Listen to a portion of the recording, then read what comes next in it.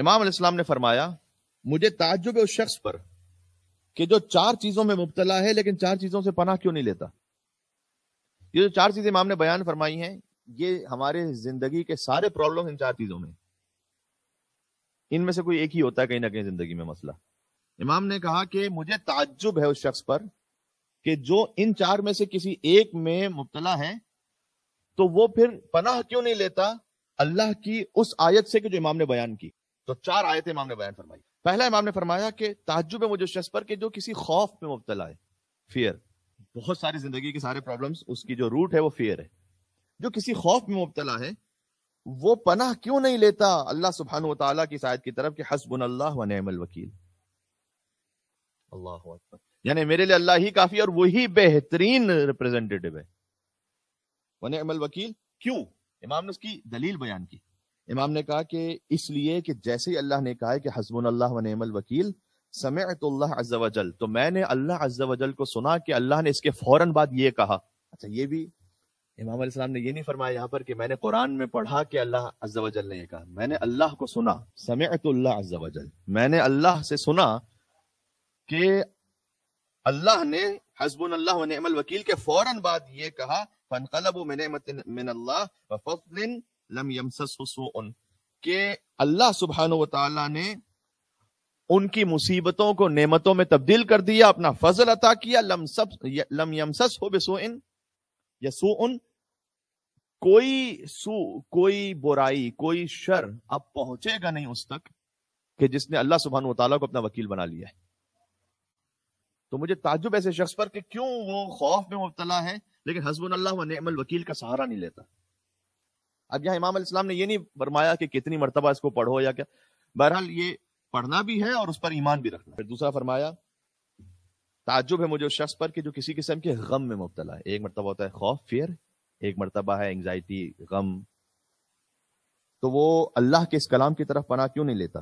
آپ کو سب کو یاد ہے کلام لا الہ الا انت سبحانک انی کنت من الظالمین، سورہ انبیاء کی آیت نمبر 87، کہ خدا کے سوا کوئی معبود نہیں، یقیناً میں ظلم کرنے والوں میں سے تھا. وہ یہ کیوں اس پر پناہ نہیں لیتا اللہ کے اس کلام سے؟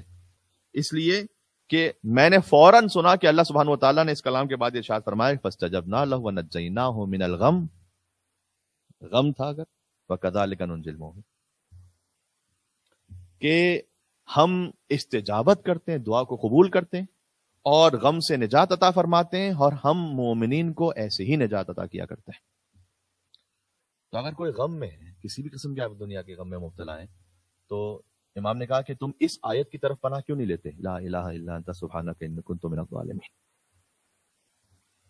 تیسرا امام نے فرمایا کہ اگر کسی کے ساتھ کوئی فراڈ ہوا ہے، مکر ہوا ہے، کوئی دھوکہ ہوا ہے. دیکھیں میں نے کہا کہ ہماری زندگی کے سارے مسئلے یہیں گھوم پھر کر آتے ہیں. کبھی فیئر ہے، کبھی کوئی سورو غم ہے، انزائٹی ہے، کبھی کسی نے کوئی چیٹ کر دیا آپ کے ساتھ، کوئی دھوکہ کیا ہے، کوئی مکر کیا ہے. امام نے کہا جس کے ساتھ مکر ہوا ہے وہ اللہ کے اس کلام کی طرف پناہ کیوں نہیں لیتا کہ وہ افوض امری الی اللہ ان اللہ بصیر بالعباد، میں تو اپنے سارے کام اللہ کے سپرد کرتا ہوں، سارے معاملات اللہ کے سپرد کرتا ہوں. ان اللہ بصیر بالعباد، اللہ سبحانہ و تعالیٰ اپنے بندوں کو خوب جاننے والا ہے. اس لیے امام نے کہا کہ چونکہ میں نے اس کے فوراً بعد یہ سنائی، سورہ غافر کی آیت ہے، آیت نمبر 44 تھی، میں نے پڑھی ہے، 45 پڑھ رہا ہوں، اس لیے کہ اللہ نے اس کے فوراً بعد یہ کہا ہے فوقاہ اللہ سیئات ما مکروا، کہ بس جو اس پر یقین رکھنے والا ہے وہ فوض امری الی اللہ ان اللہ بصیر بالعباد، اللہ سبحانہ و تعالیٰ نے ہر مکر سے جو اس کی طرف آنے والا تھا اسے محفوظ فرما دیا. تو وہ کیوں نہیں پناہ لیتا اس قول کی طرف؟ اور پھر امام نے آخر میں فرمایا کہ اگر کوئی دنیا اور اس کی زینتوں کو چاہتا ہے، بہت دیکھیں فقط یہاں پر آخرت کی بات نہیں کی امام نے، کہ دنیا اور اس کی زینت بھی چاہتے ہو تو یہ آخر سب ہم و غم یہ ہوتا ہے کہ بھائی دنیا کی فلاں شے چاہیے، کوئی نعمت چاہیے آپ. تو امام نے کہا کہ اس کی طرف پناہ کیوں نہیں لیتا اللہ کے اس کلام کی طرف جو سورہ کہف میں کہ ما شاء اللہ لا قوت الا باللہ. ما شاء اللہ ہوتا وہ ہے کہ جو خدا کی مشیت میں چاہتا ہے، جو خدا چاہتا ہے وہ ہوتا ہے. لا قوت الا باللہ، کوئی طاقت نہیں ہے سوا اللہ سبحانہ و تعالیٰ کے. ان ترنی انا اقل منک مالا وولدا فعسى ربی ان یؤتینی خیرا من جنتک. تو یہ 2 لوگوں کا قصہ سورہ کہف میں بیان ہو رہا تھا. تو اس میں سے ایک شخص نے کہا کہ ماشاء اللہ لا قوت الا باللہ، اور امام نے کہا اس کے بعد اللہ سبحانہ و تعالیٰ نے فوراً کہا کہ اگر اس کے پاس مال کم بھی تھا یا اولاد کم تھی دوسرے کے مقابلے میں، تو امید یہ ہے کہ اللہ سبحانہ و تعالیٰ اس سے بہتر خیر اسے عطا فرما دے گا. ایک مل کے صلوات بھیج دیں صادق آل محمد امام جعفر صادق علیہ السلام کے نام پر. محمد محمد